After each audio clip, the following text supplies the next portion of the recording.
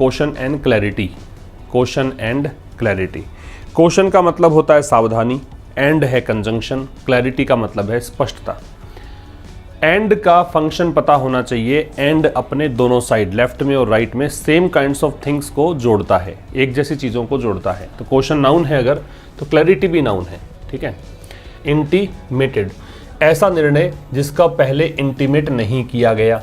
पहला शब्द है इंटीमेट। इंटीमेट का मतलब है घोषणा करना, ये यहाँ पे वर्ब के रूप में है। इसका मतलब है डिक्लेयर करना, अनाउंस करना, डिक्लेयर करना या अनाउंस करना। इंटीमेट, इंटीमेट का मतलब है डिक्लेयर करना या अनाउंस करना, घोषणा करना। तो एक शब्द है अनवेल, क्रिया है। इसका मतलब है डिस्क्लोज करना या डाइवल्ज करना। रहस्य उजागर करने को बोलते हैं, ठीक है। कोई भी चीज़ को सामने लेकर आने को बोलते हैं। तो जैसा कि जोसेफ बाइडेन ने अनवेल किया प्लान्स, योजनाओं को। योजना किसकी? For an Indo Pacific economic framework. Framework एक स्ट्रक्चर होता है, ठीक है। तो Indo Pacific economic, Indo Pacific region जो है, ये इसका जो इकोनॉमिक फ्रेमवर्क है किसके लिए? प्रॉस्पेरिटी। तो इसका नाम दिया है IPEF। इसको जब अनवेल किया, इसकी योजनाओं को अनवेल किया, तब ये बात सामने आई कि भारत भी इसका एक हिस्सा बन गया है, और इसकी बात पहले हमने कभी नहीं सुनी थी भारत के द्वारा। अब यहाँ तक एक आपका क्लोज पूरा, मतलब एक सेंटेंस पूरा हो गया। अब इस सेंटेंस को हम देखें तो इन अ सडन डिसीजन। अब इसमें एक तो ये देखो कि इंडिया है, इसकी वर्ब तो है बिकेम, ठीक है। फिर यहाँ पे आप देखिए इंडिया सब्जेक्ट हो गया, बिकेम वर्ब हो गई। प्रेसिडेंट जोसेफ बाइडेन सब्जेक्ट है, अनवेल्ड वर्ब है। दो सब्जेक्ट दो वर्ब है, ठीक है। अब मैं आपको बताऊं पूरा आपको कैसे मतलब समझना है, सीखना है। इन है प्रेपोजिशन, सडन है इसका ऑब्जेक्ट नाउन। मैं एक दो स्लाइड में बता दूंगा कि ऐसे ऐसे पार्ट ऑफ स्पीच निकालते हैं, उसके बाद में आप खुद ही प्रैक्टिस किया कीजिए। इन है प्रेपोजिशन, ये इसका ऑब्जेक्ट है डिसीजन। सडन है एडजेक्टिव, ए है यहाँ पे आर्टिकल डिटरमिनर, ठीक है। तो प्रेपोजिशन के बाद में हमेशा ऑब्जेक्ट लगता है।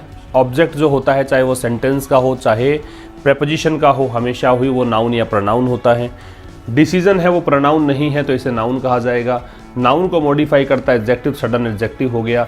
ए डिटरमिनर है, ठीक है। नोट है वो एडवर्ब ऑफ निगेशन है, नकारात्मक करने के लिए किसी सेंटेंस को नोट का प्रयोग करते हैं, एडवर्ब होता है।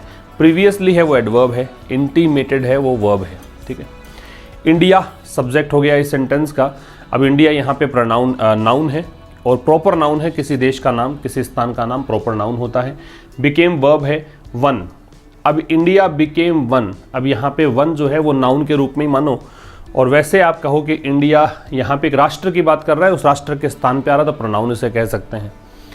ओ है प्रेपोजिशन है, ए है डिटरमिनर है, 13 है वो न्यूमरल है, मतलब एक गिनती जहाँ भी आती है वहाँ पे न्यूमरल कह सकते हो, 13, 14, 15 इनको। नेशन है वो नाउन है। इकोनॉमिक है वो एडजेक्टिव है। इनिशिएटिव है नाउन है। लेड बाई है प्रेपोजिशनल फ्रेज है, ठीक है। लेड बाई प्रेपोजिशनल फ्रेज है। द यूएस दैट डिटरमिनर है, यूएस इसका मतलब ये नाउन है और ये प्रॉपर नाउन है। ऑन मंडे ऑन प्रेपोजिशन है, ये इसका ऑब्जेक्ट है। एज कंजंक्शन है। प्रेसिडेंट जोसेफ बाइडेन नाउन हो गया, अनवेल्ड क्रिया है, प्लेन्स नाउन है, फॉर प्रेपोजिशन है, एंड डिटरमिनर है। इंडो पैसिफिक ये सब नाम है, तो ये नाउन हो गया, ठीक है। अच्छा जी, अब समझने वाली बात है कि यूएस से पहले द लगा रखा है, क्योंकि जिस भी देश के नाम के साथ में यूनाइटेड शब्द जोड़ रखा होगा, चाहे वो यूएस हो, चाहे वो यूके हो, चाहे वो यूएई हो, इन सब से पहले किसका प्रयोग करना होता है? द का प्रयोग। तो ये यूएस से पहले द है।